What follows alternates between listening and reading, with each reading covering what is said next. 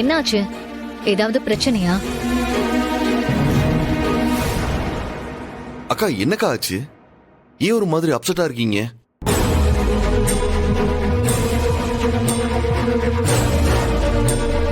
அறப்பத்திரிகை மற்றும் தொலைக்காட்சி நிறுவனத்தின் தலைவரும் சட்டமன்ற உறுப்பினருமான திரு உதய பெருமாள் சற்று முன்பு தனது சட்டமன்ற உறுப்பினர் பதவியை ராஜினாமா செய்துள்ளார்.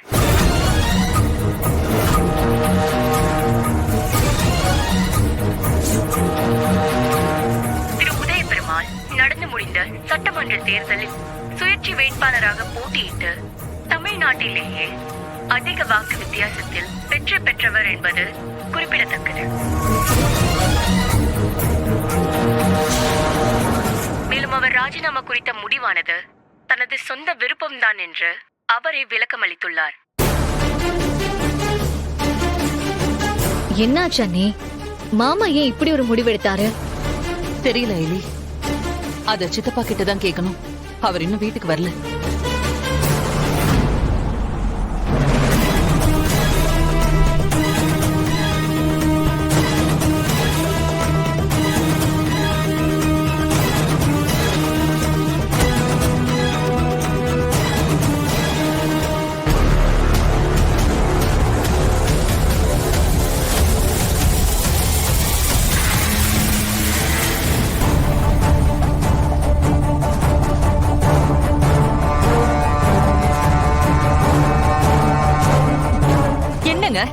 ஏன் இப்படி செஞ்சீங்க? சித்தப்பா, ஏன் சித்தப்பா இப்படி செஞ்சீங்க? எங்க கிட்ட ஒரு வார்த்தை கூட சொல்லவே இல்ல. உங்ககிட்ட டிஸ்கஸ் பண்ணா நீங்க கண்டிப்பா இதுக்கு ஒத்துக்க மாட்டீங்கன்னு தாமா நான் யார்கிட்டயும் சொல்லாம ரிசைன் பண்ணேன். நாங்களா உங்களை எலெக்ஷன்ல நிக்க சொன்னோம்? நீங்களா தானே முடிவெடுத்தீங்க. இன்னும் சொல்ல போனா நாங்க எல்லாரும் முதல்ல உங்களை எலெக்ஷன்ல நிக்க வேண்டாம் தானே சொன்னோம். அதுல கபில கடைசி வரைக்கும் கெஞ்சனா. நீங்க தானே விடாப்புடியா இருந்தீங்க. சரின்னு நாங்களும் வேற வழி இல்லாம அமைதியா இருந்துட்டோம். நீங்க எம்எல்ஏ ஆன விஷயம் ஊர்ல இருக்கிற சொந்தக்காரங்களுக்கு எல்லாம் தெரியும். ஐயோ, இப்ப அவங்கள என்ன நினைப்பாங்க?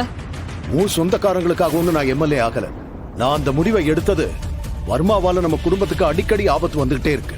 எம்எல்ஏ ஆனா நம்ம வீட்டுக்கு ஸ்பெஷல் ப்ரொடெக்ஷன் கிடைக்கும்னு தான் நான் எம்எல்ஏ ஆனேன்.